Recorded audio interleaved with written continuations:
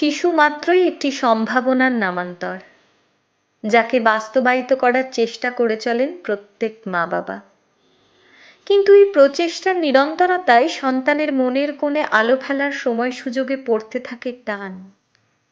এই ফাঁকে হিমেল দূরত্ব এসে বাসা বাঁধে জাল বনে। নির্দেশ আর তার মান্যতা, এই গণ্ডির বাইরে কথাবার্তা ডালপালা মেলে না আর। জড়তা আসে, আসে মন কেমন।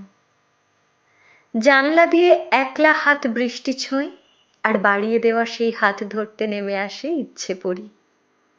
বন্ধু হয়, আলাপ হয়, কথার পিঠে সাজতে থাকে কথা, শব্দের সেতু এসে মিলিয়ে দেয় বিচ্ছিন্ন হতে থাকা যত বিন্দু।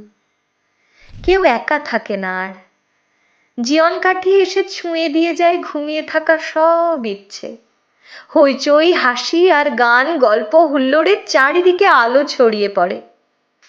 ছানারা হয়ে ওঠে প্রকৃতির প্রতি দায়িত্বশীল, যত্নবান। বাবা মারা ফিরে যান শৈশবের সারল্যে।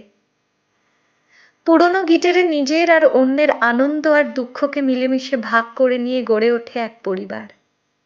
বিশ্বাস করা কঠিন, তাই না?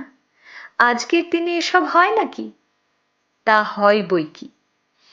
ইচ্ছের আদুরে নরম ছায়ায় রং পাল্টাতে থাকে এমন কত মন্তাজ। হাতে হাতে বেখেয়ালে রূপরেখা পায় নানান কিসিমের রূপকথা। সে এক দিলখুশ করা দুনিয়া, বুঝলেন? কি ভাবছেন, জুড়বেন নাকি, মাখবেন নাকি এক টুকরো সতেজ আলো? ইচ্ছে ডানায় ভর করে মেঘের কানে কানে চুপিসারে বলবেন নাকি, যেন উড়বই, উড়বই।